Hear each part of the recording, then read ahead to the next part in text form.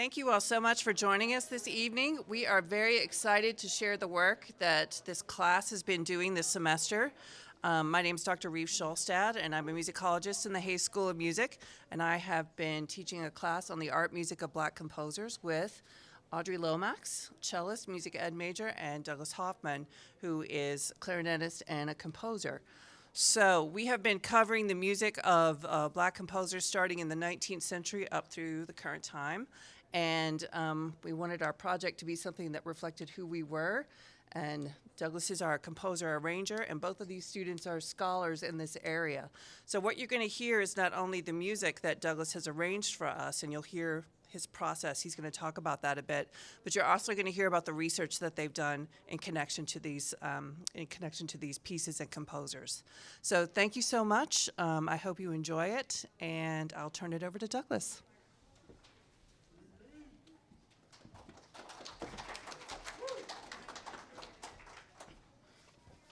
Good evening, everybody. Arranging each of these pieces has been challenging, insightful, and very rewarding. I was lucky to find high-quality scans of some of these scores, mainly through internet archives. Like for the Bars piece in particular, that was found in the Tulane University Internet Archive. Though recordings of these pieces were much more scarce, and with older composers being rather frugal with their expression markings, the musicality of all of these arrangements had to be under my discretion. The balance of being true to the original piece while also making them more conducive to our ensemble, for which none of these pieces you're about to hear, like they were not written for this at all. It gave me the freedom to decide when to add more melodic content to it. And under the pressure of representing an underrepresented group, these challenges became rather immense. Like, as a Black person in a space dominated by white supremacy, I already feel pressure to represent myself, let alone my musical ancestors. Realizing that my arrangements are going to be many people's first impressions of these pieces was and still is very scary. When you uplift underrepresented groups, you not only put yourself in the spotlight, but also the people with whom you are standing. Despite these fears, I resolved to press on for the sake of the art form and to give these composers the recognition they deserve.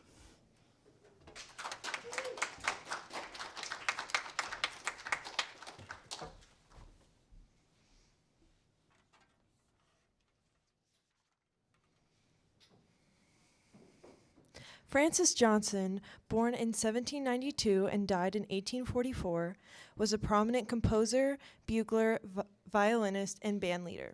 According to the groundbreaking research of musicologist Eileen Southern, Johnson was well known in the Philadelphia School of Free Black Composers during the 19th century.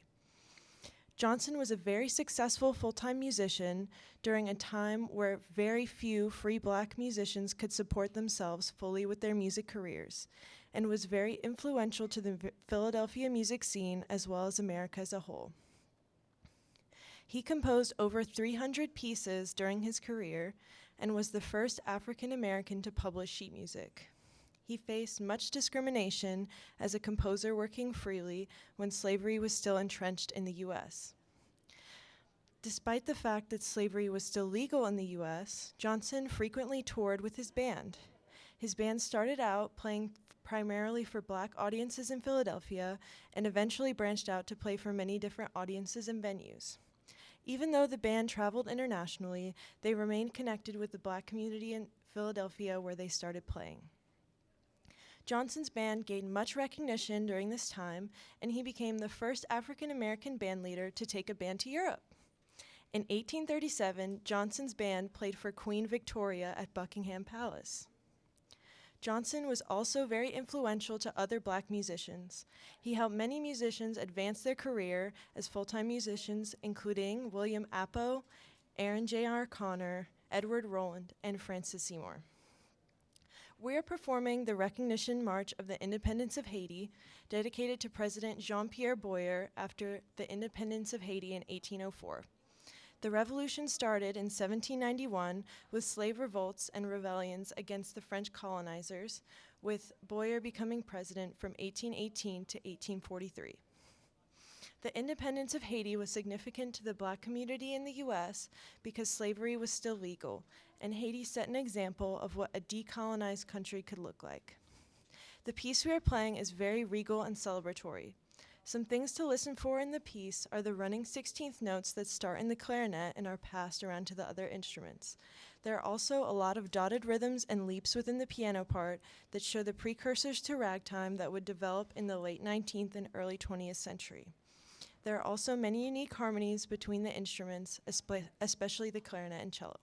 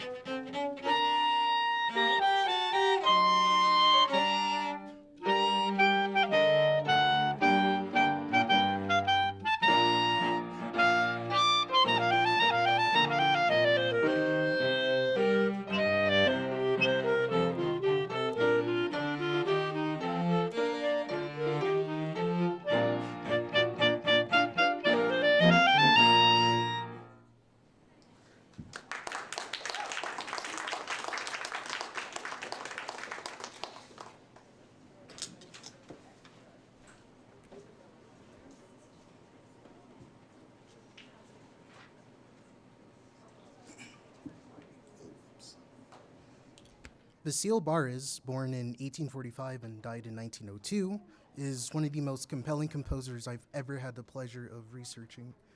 Being born into slavery in the estate of Adolphe Perrier, his early demonstrations of musical talent granted him many opportunities.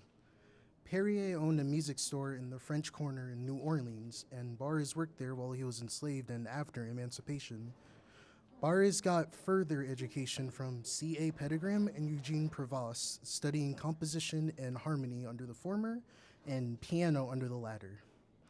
Barres would play piano at the estate and in the store, and his improvisations would be transcribed and published under his name as a slave. Barres' background as an enslaved person affects the names he went by professionally, such as Basile, Basile J. Barres, Basile Perrier, Basile Barres, and so on. Barres' origins have been shrouded in mystery, most likely intentionally, so his past as an enslaved person wouldn't ruin his career. When he traveled to Paris to conduct business for the Perrier estate, Barres got to study and perform piano. He also performed at the Paris International Exposition of 1867 for 4 months. Throughout his career, Barres also worked closely with Eugene McCarty and Samuel Snare, other important musicians from the Black New Orleans School of Composers, to put on concert cycles aimed toward Creoles of color. Barres and McCarty would be at the forefront of desegregating the French opera since they had separate seating for people of color. Due to the loss in profits from boycotting, Barres would also help the foreign singers who could not return to France by performing benefit concerts. This evening, we're performing La Louisiannaise, a jovial waltz originally written for piano. While the floating melodies are primarily in the clarinet, you'll hear several sections where the cello or piano takes charge. You won't have any issues at all hearing when a new section begins, but I encourage you to keep track of which sections return and how they change.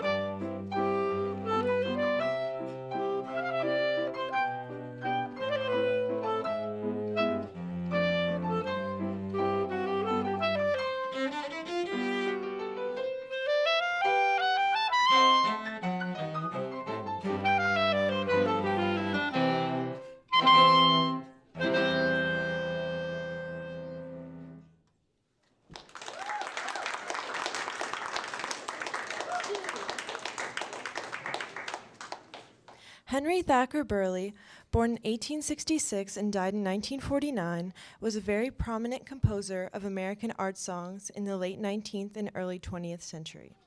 Burleigh composed over 200 songs during his career. In his hometown of Erie, Pennsylvania, his mother was his first music teacher, and he started his musical career by playing in a church where he was first introduced to spirituals. However, he eventually branched out into other types of music later in his career. In order to hear salon performances of classical musicians, Burleigh worked as a doorman for a wealthy white salonier. In 1892, he received a scholarship to the National Conservatory of Music in New York, which is now Juilliard, and worked with many prominent musicians, including the director of the conservatory, Antonin Dvorak. Dvorak was a well-known Czech composer known for his nationalist bohemian style. During his tenure at the National Conservatory of Music starting in 1892, Dvorak encouraged American composers to develop their own national style, as he had in Bohemia. Burleigh played many spirituals and plantation songs for Dvorak, which inspired melodies for Dvorak's Ninth Symphony, the New World Symphony. Dvorak was very supportive of Burleigh's compositions and believed that black music would be pivotal to the American national style, challenging the notions of later American composers like Aaron Copland and Amy Beach, who did not see the music of black composers as real music. Burleigh also worked as a copyist for Dvorak, which prepared him for his later career as a music editor. Burleigh began publishing songs in 1899. He became more well-known for his compositions published from 1915 to 1917, especially from his setting of the spiritual Deep River. In the late 19th and early 20th century, many minstrel songs portrayed enslaved people as happy and grateful to their owners. A large part of Burleigh's career was reclaiming these pieces and other plantation songs and arranging them for performance in a concert setting. The piece we are playing today is the setting of the spiritual, I've Been in the Storm So Long. This piece has a repeated melody that is passed between instruments and many unique harmonies. Thank you so much for coming tonight. We hope you enjoy.